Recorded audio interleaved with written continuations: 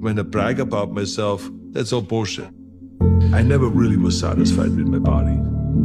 I looked in the mirror and I said to myself, I don't know how this shit body can ever win this competition. Right? This is kind of like the other me, the me that I want the world to see. But in reality, when I'm by myself, I look at it and I say to myself, it's not there yet. It's not happening. I think it's the very thing that made me always be on the edge and always want more. Even Arnie thought he had a shit body and it wasn't good enough. Where does that leave us? One of the things about body dysmorphic disorder is that because it's one of the ones that I think people are least likely to talk about with others because of the fear that it comes across as vanity. Yeah. And I think that is such a problem with it because people think, oh gosh, if I tell somebody that I'm obsessed with the way I look, they're going to think I'm just vain. When actually, this is a real mental health disorder that is so debilitating for people and so exhausting.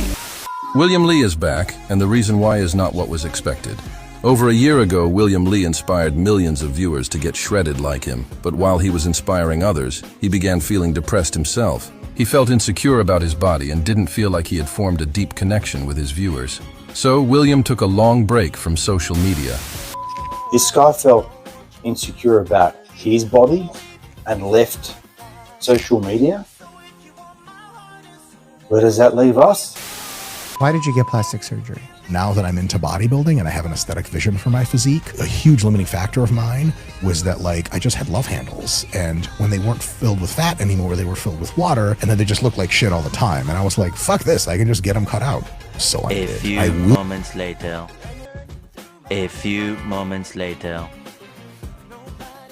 Dr. Mike Isatel definitely has body dysmorphia and probably mental issues that we don't know about. But it is evident to go to that extreme, you must really hate your body and your self-esteem must be very low, very low.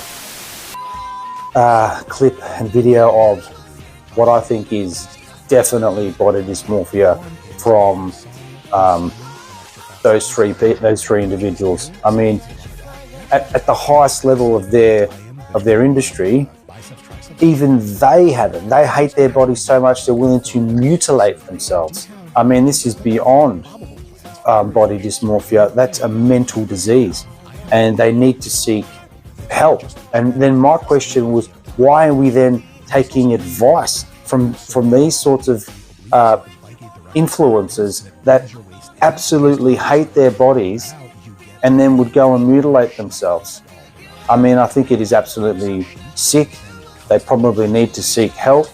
It's definitely a mental disease, and I would not be taking any fitness advice or health advice, or especially diet advice from Dr. Mike, to be honest with you. Okay? I wouldn't at all. Now, regarding do I think I have a certain level of body dysmorphia? Probably yes. Okay, I'll give you an example. I don't have, I've got fat deposits around my chest. That was always a problem growing up. I have, just like Mike, I've got a lot of excess fat around the love handles. But what did I do? I focused on my diet, my exercise. I try to dial it in as much as I can, and over years, I shrank all that down naturally. I'm not about to opt to a surgery and go to these crazy lengths. Do I think narcissism is connected to body dysmorphia? Yes. I think a level of narcissism is healthy and natural. I also think a small pin drop of body dysmorphia is also natural, and could be a benefit to some. You know, it could be a driver, it could be a motivating factor. But it could also lead to things like eating disorders, drug taking, compulsive obsessive behaviors.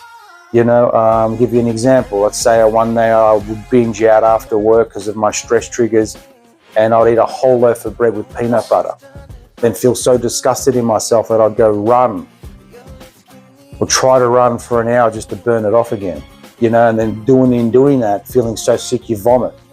So, I mean, it can cause a lot of issues. The health industry isn't exactly health. There is a dark side to it, you know, and it needs to be addressed. So, you know, you don't want to go to those extremes, and it takes sometimes years to get out of these habits. Dr. Mike, he's going to be like that forever. He's not going to change whatsoever. And I definitely wouldn't be taking any nutritional advice or fitness advice from Dr. Mike. Now, I mean, I could go on for half an hour discussing this topic, but most of you will probably tune out by then. Now, social media plays a huge role. I mean, are we programmed from, you know, a young age to we think we need to look a certain way? Girls need to look like Barbie dolls, boys need to look like superheroes. I mean, social media now is just turning us all into really like super narcissistic and really super focusing on our aesthetics rather than how we feel, how strong we are, how confident we are, how competent we are, how capable, you know, how productive we are. All these things that are getting neglected. I think social media is, and even the invention of the phone and the selfie is really distorting and encouraging body dysmorphia. If you just want to be leaner, stronger, fitter, healthier, then I can definitely assist, okay? DM, I could definitely help you out. I've still got 4 places left for the guaranteed results, okay? If you like this sort of video, I'd like to get your feedback, comment, like, and share, and let me know what you think, okay? We'll see you in the next clip.